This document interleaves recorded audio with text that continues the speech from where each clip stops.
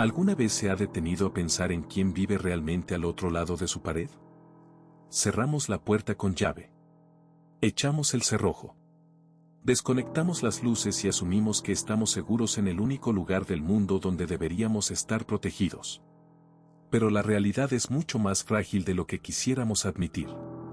Apenas unos centímetros de ladrillo, yeso y pintura nos separan de absolutos desconocidos. Personas cuyas rutinas conocemos superficialmente, pero cuyas verdaderas intenciones permanecen ocultas en la oscuridad de sus propios hogares. Esta noche voy a compartir con usted 5 relatos reales de personas comunes. Adultos como usted y como yo, que un día descubrieron que el peligro no estaba en la calle, ni en la televisión, ni en las noticias nocturnas. El peligro compartía su mismo techo, escuchaba sus pasos al caminar y observaba cada uno de sus movimientos a través de la sombra. Al finalizar este recorrido, le aseguro que revisará el cerrojo de su puerta principal antes de intentar conciliar el sueño. Y tal vez, solo tal vez, preste un poco más de atención a esos pequeños ruidos que a veces atribuimos al asentamiento de la madera.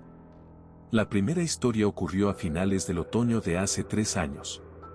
Elena, una profesora jubilada de 58 años, decidió trasladarse a un modesto edificio de departamentos en una zona residencial tranquila. Tras la muerte de su esposo, buscaba un lugar pequeño, fácil de mantener y, sobre todo, silencioso. El edificio tenía apenas 4 pisos y 2 departamentos por nivel. En el tercero, justo enfrente de su puerta, vivía don Tomás, un hombre de unos 65 años, de aspecto pulcro, siempre vestido con chaquetas oscuras y una cordialidad casi excesiva. Durante las primeras semanas, la relación entre ambos fue la habitual entre vecinos maduros. Un saludo cortés en el pasillo, comentarios amables sobre el clima y esa distancia respetuosa que se agradece en la madurez. Sin embargo, a mediados de noviembre, Elena comenzó a notar detalles extraños. El ambiente en su sala de estar cambió gradualmente. No era un cambio visual, sino del olfato. Un olor tenue pero persistente a humedad rancia y tabaco mentolado comenzó a filtrarse cerca del zócalo de la pared que compartía con el departamento de Tomás. Elena no fumaba y nunca había tenido problemas de humedad. Una noche, cerca de la 1 de la mañana, mientras leía en la cama, escuchó un sonido muy suave. Era un roce rítmico, como si alguien estuviera deslizando una lija fina contra la madera del piso. Se levantó despacio, pensando que se trataba de algún ratón. Siguió el sonido hasta el pasillo interno de su departamento. Al acercarse al zócalo de la pared compartida, el ruido cesó de inmediato. Elena se quedó inmóvil, descalza sobre el piso frío de baldosa. En ese instante de silencio absoluto, escuchó algo que le congeló la sangre. Al otro lado del muro, a solo 3 centímetros de sus pies, se escuchó una respiración humana profunda, pausada y pesada. Al día siguiente, Elena intentó convencerse de que era una exageración de su mente. La soledad suele jugar malas pasadas. Pero los ruidos continuaron noche tras noche. Siempre a la misma hora, entre la 1 y las 2 de la madrugada. Siempre en el mismo punto exacto del pasillo. Un sonido suave de madera crujiendo y luego esa respiración contenida. La situación escaló a principios de diciembre. Elena comenzó a notar que pequeñas cosas en su casa no estaban exactamente donde las había dejado. Una taza sobre la mesa del comedor ligeramente girada. El marco de una foto familiar desalineado. La puerta del armario del pasillo levemente entreabierta. La paranoia comenzó a apoderarse de ella. Cambió la cerradura de la puerta principal por una de alta seguridad, gastando una parte importante de sus ahorros. El cerrajero le aseguró que nadie podría entrar sin la llave original. Esa misma noche, convencida de que el problema estaba resuelto, Elena se acostó más tranquila. Se durmió profundamente por primera vez en semanas. Alrededor de las 3 de la madrugada, un escalofrío repentino la despertó. La temperatura en la habitación había bajado drásticamente. Sentía una corriente de aire frío rozándole el cuello. Se giró despacio en la cama y notó un aroma familiar en el aire. Era ese olor espeso a humedad y tabaco mentolado. Permaneció congelada bajo las cobijas, con el corazón batiendo con fuerza en su pecho. En la penumbra de la habitación, vio que la puerta de su dormitorio estaba abierta de par en par. Ella recordaba perfectamente haberla cerrado antes de dormir. Desde la oscuridad del pasillo, se escuchó una voz rasposa, un susurro penoso que apenas sobrepasaba el volumen del silencio. La voz pronunció su nombre completo con una lentitud aterradora. Elena no gritó. El terror la paralizó por completo. Escuchó unos pasos lentos y pesados que se alejaban hacia el fondo del pasillo, seguidos por el chasquido metálico de un pasador al cerrarse. Cuando amaneció y la luz del sol inundó el departamento, Elena tomó el teléfono con manos temblorosas y llamó a la policía. Cuando los agentes llegaron y comenzaron a inspeccionar la vivienda, no encontraron señales de fuerza en la puerta principal. La cerradura nueva estaba intacta. Sin embargo, al revisar el armario empotrado del pasillo, uno de los oficiales notó algo inusual. La pared trasera del armario, que colindaba con la propiedad de Tomás, no era de concreto sólido como el resto del edificio. Tomás, que había vivido en ese edificio durante más de 20 años, había retirado meticulosamente los ladrillos traseros de su propio armario durante meses, creando un túnel estrecho cubierto con una falsa pared de madera contrachapada en el lado de Elena. Durante semanas, mientras Elena dormía, Tomás abría esa pared falsa desde su lado y entraba libremente al departamento de la mujer. Se sentaba en la oscuridad del pasillo a escucharla respirar. Cuando la policía echó abajo la puerta de Tomás para arrestarlo, encontraron una habitación sumida en la penumbra. Las paredes estaban cubiertas con docenas de fotografías de Elena, tomadas desde ángulos imposibles dentro de su propia casa, mientras cocinaba, mientras miraba la televisión y mientras dormía en su cama. Tomás fue procesado y trasladado a una institución psiquiátrica de alta seguridad, pero Elena nunca volvió a pisar ese departamento. Se mudó a otra ciudad, pero hasta el día de hoy, duerme con las luces encendidas y una barra de acero bloqueando la puerta de su habitación. Historias como la de Elena nos recuerdan que las fronteras de nuestra intimidad son mucho más delgadas de lo que creemos. A menudo confiamos en la estructura física de nuestras casas, creyendo que las paredes son barreras infranqueables. Pero la verdadera amenaza no es el muro, sino la mente de quien habita al otro lado. Nuestra segunda historia nos lleva a un tranquilo barrio de casas adosadas en las afueras de una ciudad colonial. Manuel, un hombre de 62 años, recién retirado de su trabajo como contador, disfrutaba de la paz de su nueva vida. Su casa compartía una pared lateral con la propiedad vecina, una vivienda que había permanecido desocupada durante casi 2 años. La tranquilidad de Manuel era absoluta, hasta que en la primavera del año pasado, un nuevo inquilino alquiló la propiedad de al lado. El nuevo vecino era un hombre joven, de unos 35 años, llamado Roberto. Era extremadamente callado, de tez pálida y ojeras marcadas. Apenas salía durante el día, pero Manuel notaba un movimiento constante en la casa durante las horas de la madrugada. Luces que se encendían y apagaban rápido, y el sonido continuo de objetos pesados siendo arrastrados por el suelo. A los pocos días de la llegada de Roberto, Manuel comenzó a encontrar pequeños objetos en el tapete de la entrada de su casa. Primero fue una llave antigua y oxidada que no abría ninguna de sus puertas. 2 días después, una nota escrita a mano en un papel amarillento con una caligrafía extrañamente elegante. La nota decía simplemente, sé a qué hora apagas la luz de tu cocina. Manuel pensó que se trataba de una broma de mal gusto de los jóvenes del barrio. Tiró la nota a la basura y no le dio mayor importancia. Pero al día siguiente, apareció otra nota bajo su puerta. Esta vez el mensaje era más específico, ayer preparaste café a las 6:15 de la mañana. Te gusta con 2 cucharadas de azúcar. Tu tostadora hace demasiado ruido. Un frío helado recorrió la espalda de Manuel. Nadie podía saber esos detalles. Las ventanas de su cocina daban hacia el patio trasero, rodeado por un muro de concreto alto e imposible de observar desde la calle o desde la casa de Roberto. Manuel decidió confrontar a su vecino esa misma tarde. Caminó hacia la casa contigua y tocó el timbre. Nadie respondió.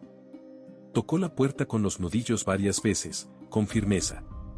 Tras unos minutos de silencio, escuchó unos pasos lentos que se detenían justo al otro lado de la puerta de madera. Manuel habló con voz clara, exigiendo una explicación sobre las notas.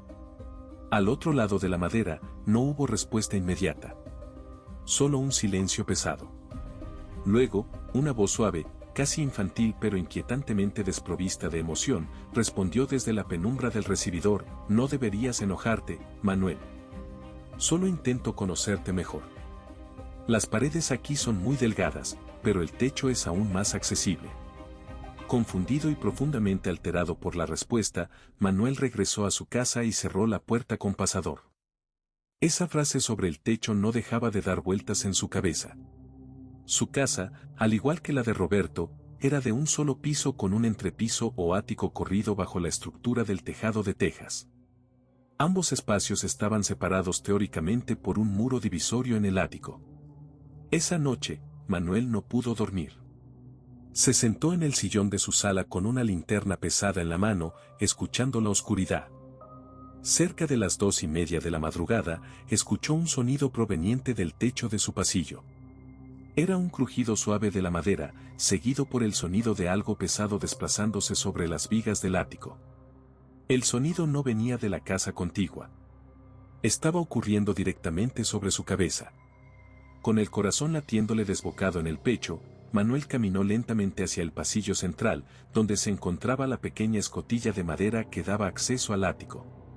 Apuntó la linterna hacia arriba. La tapa del registro de madera no estaba completamente ajustada. Había una separación de un par de centímetros, y de esa ranura caía un fino polvo de yeso hacia el suelo del pasillo. Manuel tragó saliva.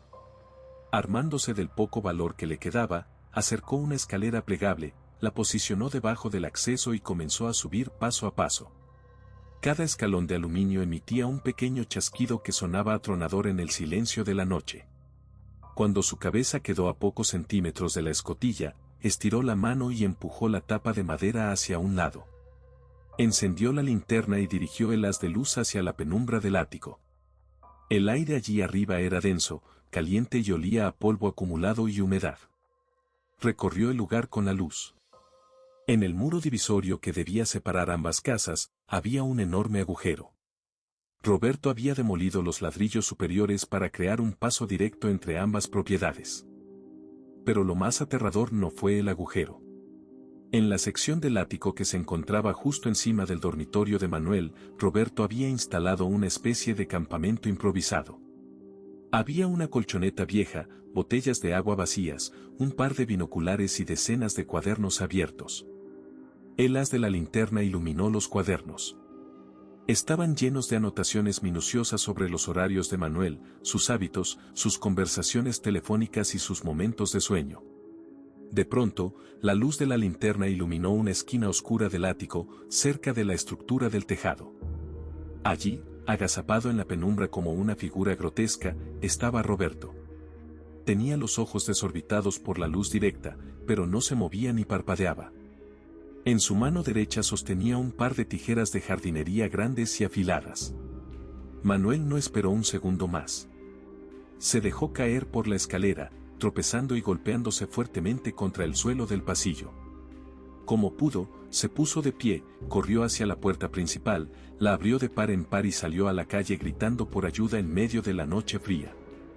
Los vecinos salieron a sus ventanas y la policía llegó 10 minutos después. Cuando los oficiales ingresaron a la propiedad de Roberto, descubrieron que el hombre sufría de una psicosis severa y delirios de persecución.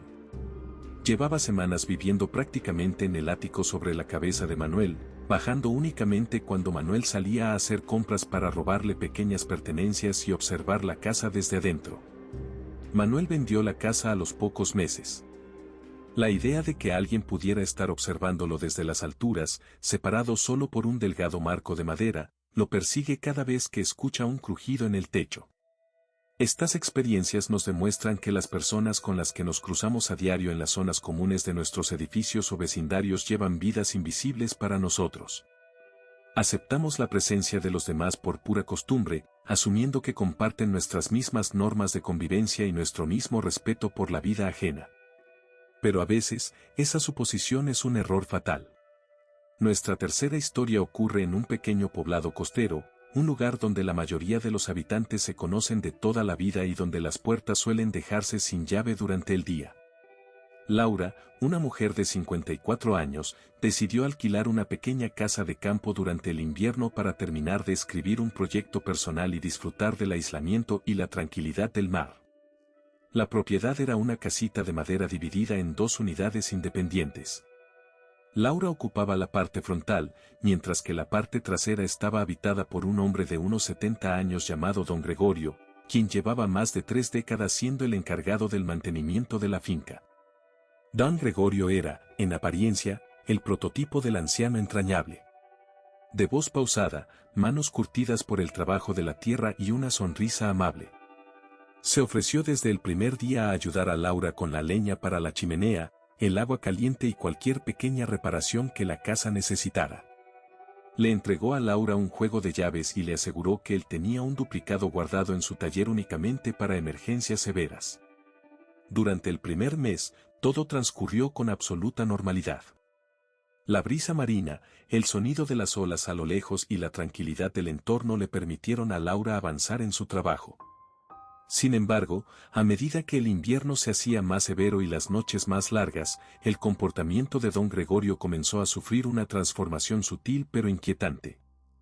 El anciano comenzó a aparecer en el jardín frontal a horas inadecuadas.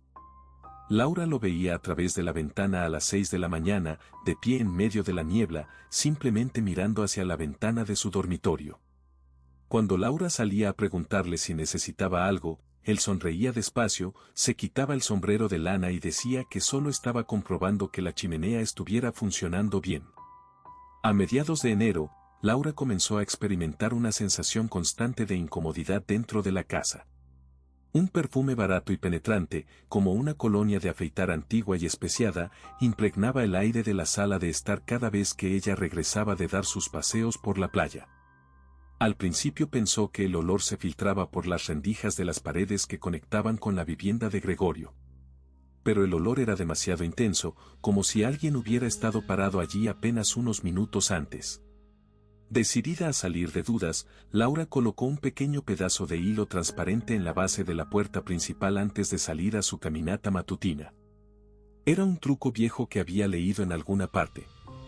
Cuando regresó 2 horas después, el hilo estaba roto en el suelo. Alguien había abierto la puerta en su ausencia. Molesta y asustada, confrontó a Don Gregorio esa misma tarde. El anciano la escuchó con la cabeza baja, jugando con sus manos rugosas. Pidió disculpas profusamente, asegurando que había entrado solo unos segundos para revisar una fuga en las tuberías del baño que le preocupaba. Prometió no volver a hacerlo sin su autorización expresa. Laura, aunque desconfiada, aceptó las disculpas, pero decidió colocar un cerrojo interno adicional en la puerta, uno que solo pudiera accionarse desde adentro. Esa noche, Laura atrancó la puerta con el nuevo cerrojo antes de acostarse. Se sintió más segura. Apagó las luces, escuchó el viento golpear suavemente las maderas de la fachada y se quedó dormida. Alrededor de las 4 de la madrugada, se despertó con una sensación opresiva en el pecho. Le costaba respirar. El aire de la habitación estaba cargado con ese intenso y pesado olor a colonia antigua. La habitación estaba sumida en una penumbra casi total, iluminada apenas por la tenue luz de la luna que filtraba la cortina. Laura intentó mover los brazos, pero la parálisis del sueño o el pavor más absoluto la tenían clavada a la cama. Abrió los ojos lentamente.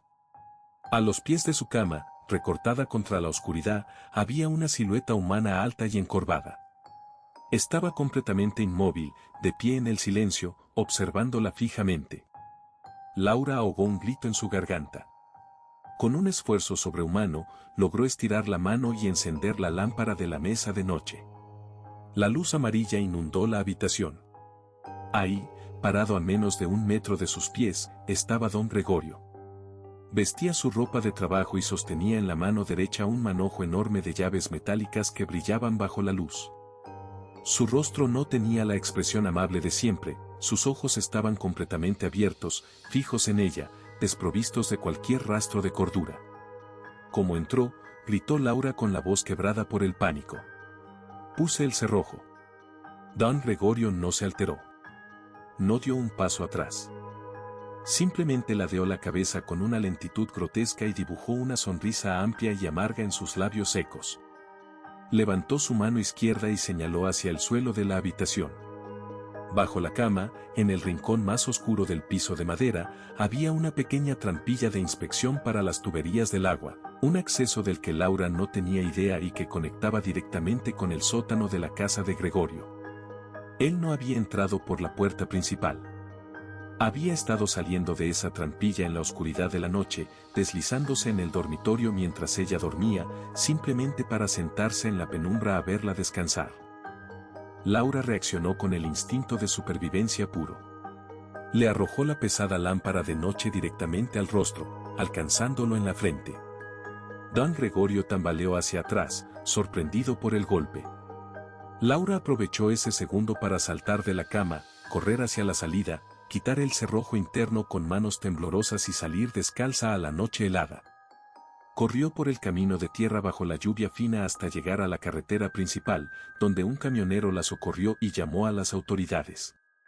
La policía inspeccionó la casa horas más tarde.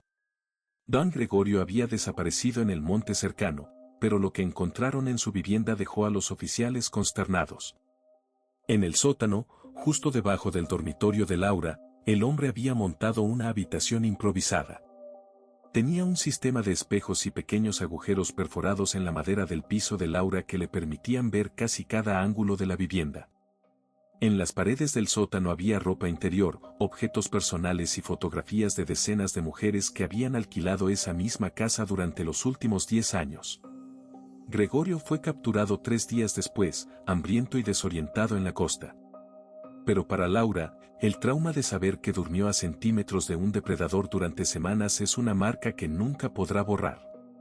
La vulnerabilidad que sentimos en nuestro propio espacio es aterradora porque destruye el único lugar donde se supone que tenemos control total.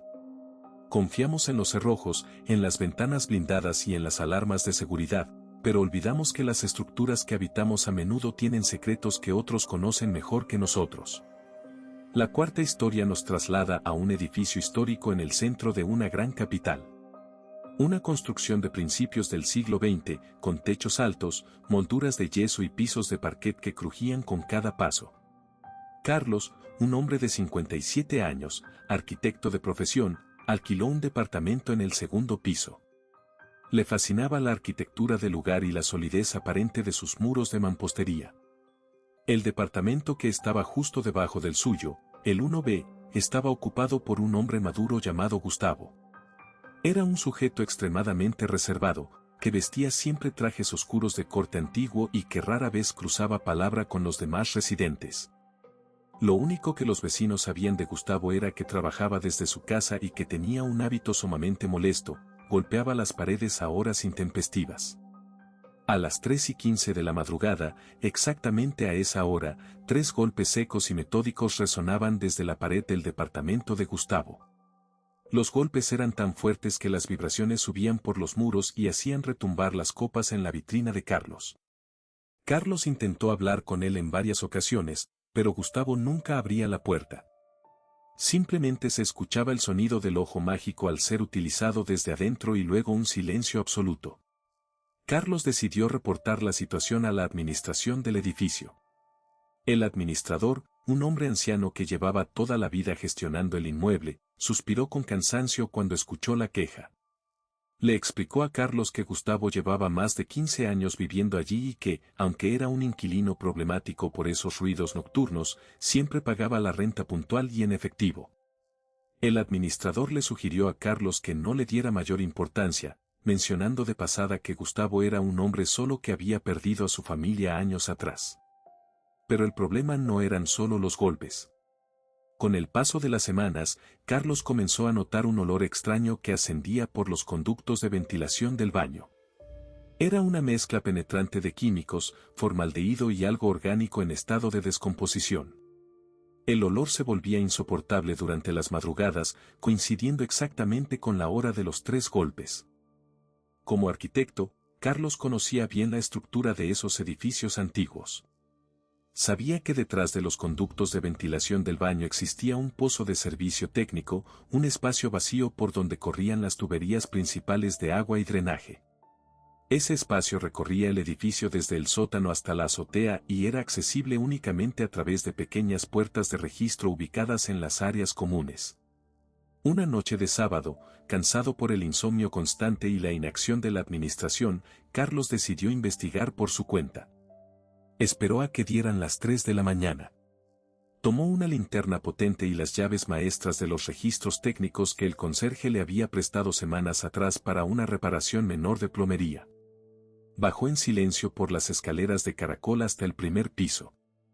El pasillo estaba en penumbra. Se acercó a la pequeña puerta de madera que daba acceso al pozo de servicio, situada justo al lado de la entrada del departamento de Gustavo.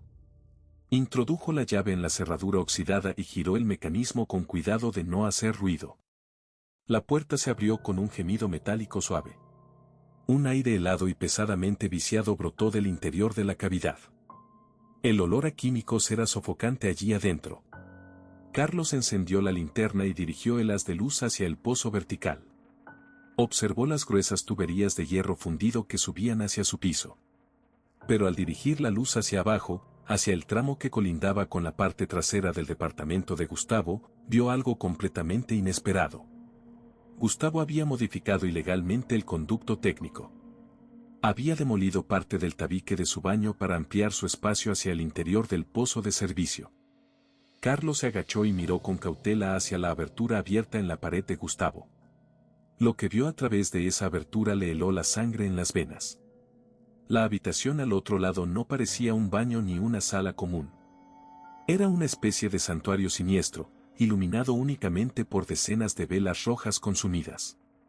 Las paredes estaban completamente cubiertas de recortes de periódicos antiguos, todos sobre accidentes de tránsito ocurridos en la ciudad en los últimos 20 años. En el centro de la estancia había una mesa de madera pesada. Sobre ella, alineados con una precisión quirúrgica, había decenas de frascos de vidrio de gran tamaño llenos de un líquido amarillento. Dentro de los frascos flotaban restos biológicos y pequeños objetos personales, relojes de pulsera detenidos, anillos de boda, dentaduras postizas y mechones de cabello humano atados con listones negros. Justo en ese momento, el reloj de la catedral cercana dio las 3:15 de la madrugada. Carlos se quedó paralizado en la oscuridad del pozo técnico, contener la respiración era su única opción. Vio entrar a Gustavo a la habitación. Vestía un delantal de cuero negro manchado con sustancias oscuras. Gustavo caminó lentamente hacia la pared frontal, la misma pared que daba al pasillo principal. Levantó un martillo de madera pesado y asestó 3 golpes secos y pausados contra el muro. 1 golpe. 2 golpes. 3 golpes. Luego de dar los golpes, Gustavo se giró hacia el pozo de ventilación. Carlos intentó retroceder en la penumbra, pero su pie tropezó con una tubería suelta, haciendo un ruido metálico que resonó en todo el conducto vertical. Gustavo se detuvo al instante. Clavó su mirada directamente en la abertura del pozo donde Carlos estaba agazapado. En la oscuridad, los ojos de Gustavo brillaron con una intensidad desquiciada. No dijo nada. No gritó. Simplemente sonrió de una manera grotesca, levantó el martillo de madera y comenzó a caminar a pasos agigantados hacia la abertura del pozo. Carlos reaccionó por puro pánico. Retrocedió torpemente, salió del registro técnico, cerró la puerta de madera de golpe y echó la llave. Corrió hacia las escaleras y subió a su departamento de 3 en 3 los escalones, escuchando cómo desde adentro del pozo de servicio algo comenzaba a golpear con furia la puerta de registro que acababa de cerrar. Al llegar a su departamento, atrancó la puerta principal con una pesada estantería de libros y llamó inmediatamente a la policía de emergencia. Explicó con desesperación lo que acababa de ver. Las patrullas llegaron en menos de 10 minutos. Varias unidades acordonaron el edificio y los agentes tiraron abajo la puerta del departamento de Gustavo. El hallazgo dentro de la vivienda fue escalofriante. Gustavo resultó ser un exempleado de la morgue judicial que llevaba más de una década sustrayendo restos humanos y objetos personales de víctimas de accidentes no reclamadas. Los 3 golpes que daba cada noche a las 3:15 eran parte de un ritual obsesivo relacionado con la hora exacta en que su esposa e hija habían fallecido años atrás en un siniestro vial. Gustavo fue detenido sin ofrecer resistencia física, pero mientras la policía se lo llevaba esposado por el pasillo, cruzó su mirada con Carlos. Le dedicó una última sonrisa helada y le susurró al oído que ahora sabía exactamente en qué parte del piso ponía sus pies cada noche. Carlos abandonó el edificio esa misma madrugada, dejando atrás la mayoría de sus muebles y pertenencias. Aprendió de la manera más dura que la estabilidad y la elegancia de un edificio antiguo pueden ocultar los horrores más oscuros justo debajo de nuestras tablas de madera. Llegamos ahora a nuestra quinta y última historia. Este relato es quizás el más inquietante de todos, porque ocurrió en un entorno apacible, en una zona residencial moderna de clase media donde las familias pasean a sus mascotas y los niños juegan en los jardines frontales. Un lugar donde nadie esperaría encontrar la encarnación del terror psicológico. Francisco y su esposa Carmen, ambos de 56 años, compraron una casa adosada en una urbanización privada a las afueras de la ciudad. Querían un lugar seguro y tranquilo para disfrutar de su etapa de prejubilación. Su casa estaba conectada por una pared medianera con la vivienda contigua, propiedad del señor Samuel, un hombre de unos 50 años, de aspecto impecable, siempre vistiendo camisas perfectamente planchadas y dedicado con pasión al cuidado de su jardín delantero. Samuel era el vecino perfecto. Saludaba a todos con una cortesía exquisita, ofrecía vegetales de su propio huerto y mantenía su casa en un estado de pulcritud absoluto. Sin embargo, detrás de esa fachada de perfección, había un detalle que a Francisco comenzó a parecerle perturbador. Samuel lavaba el piso de concreto de su garaje y de su patio trasero todas las noches, exactamente a las 2 de la mañana, utilizando una manguera de alta presión y abundante cloro industrial. El fuerte olor a blanqueador sintético atravesaba los muros y se filtraba en el dormitorio de Francisco y Carmen. A esa hora, el zumbido constante de la bomba de agua interrumpía el sueño de la pareja. Francisco habló con Samuel en una ocasión de manera amable, pidiéndole si podía realizar esas labores de limpieza durante el día. Samuel escuchó con atención, manteniendo una sonrisa serena y amable en el rostro. Asintió educadamente y pidió disculpas, explicando que sufría de un trastorno obsesivo con la limpieza que le impedía dormir si el piso no estaba perfectamente desinfectado. Francesco aceptó la explicación, intentando ser empático con la condición de su vecino. Pero la limpieza nocturna no cesó. Al contrario, se volvió más intensa. A la manguera de presión se sumaron ruidos de arrastre de contenedores plásticos grandes y el sonido de sierras mecánicas funcionando en periodos muy cortos, de apenas 3 o 4 segundos, dentro del garaje cerrado de Samuel. El punto de quiebre ocurrió a mediados del verano pasado. Carmen cayó enferma con un estado gripal fuerte y se quedó descansando en el dormitorio principal durante todo el día. Alrededor de las 3 de la tarde, mientras el vecindario estaba sumido en el silencio habitual de las horas de calor, Carmen escuchó un sonido extraño proveniente de la pared que compartían con el garaje de Samuel. Era un golpe sordo, seguido por una voz femenina de tono muy bajo que suplicaba llorando. La voz era débil, casi ahogada, pero Carmen la escuchó con absoluta claridad a través del muro. Escuchó claramente las palabras: «Por favor, ábreme la puerta». Carmen se levantó de la cama, sorprendida y asustada. Pegó el oído a la pared de yeso. Del otro lado se escuchó inmediatamente el sonido seco de una bofetada, seguido por un silencio repentino y luego el sonido de la manguera de agua siendo encendida a máxima potencia dentro del garaje. Cuando Francisco regresó del trabajo esa tarde, Carmen le contó entre lágrimas lo que había escuchado. Francisco, preocupado de que Samuel pudiera estar manteniendo a alguien retenido o cometiendo un acto de violencia doméstica, decidió investigar antes de llamar a la policía para no hacer una denuncia falsa contra un vecino respetado. Esperó a que fuera de noche. A la 1:30 de la madrugada, cuando el olor a cloro comenzó a impregnar nuevamente el ambiente, Francisco salió en silencio al jardín trasero de su casa. La pared que dividía ambos patios traseros era de unos 2 metros de altura. Francesco trajo una pequeña escalera de madera de su depósito, la colocó contra el muro con extremo cuidado y subió lentamente hasta que sus ojos quedaron justo por encima del borde de la pared de ladrillos. El patio trasero de Samuel estaba brillantemente iluminado por reflectores de luz halógena blanca. Todo el piso de baldosas estaba mojado y cubierto de una espuma densa de jabón y blanqueador.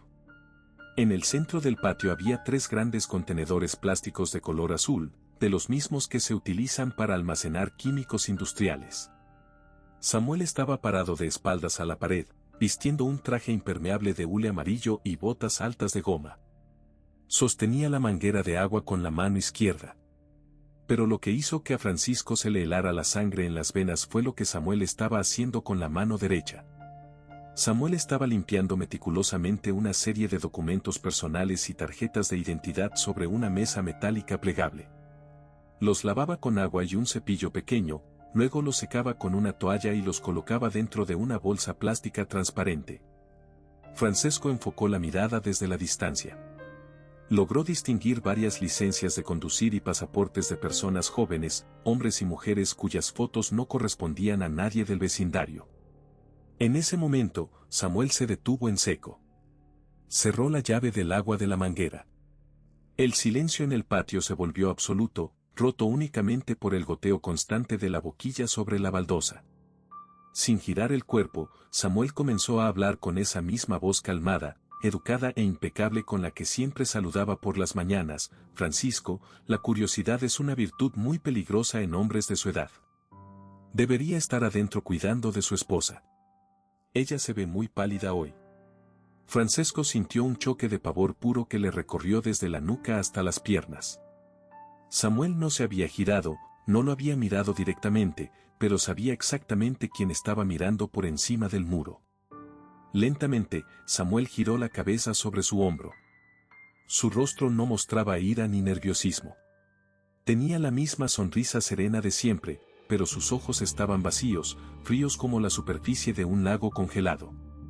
Se quitó lentamente uno de los guantes de goma y señaló hacia la ventana del dormitorio del piso superior de la casa de Francisco, donde la luz de la lámpara de noche de Carmen estaba encendida. Si llama a la policía, continuó Samuel con un murmullo helado, tardarán al menos 15 minutos en llegar. Yo solo necesito 2 minutos para cruzar la puerta trasera de su cocina. Piénselo con cuidado antes de bajar de esa escalera. Francesco bajó de la escalera temblando convulsivamente.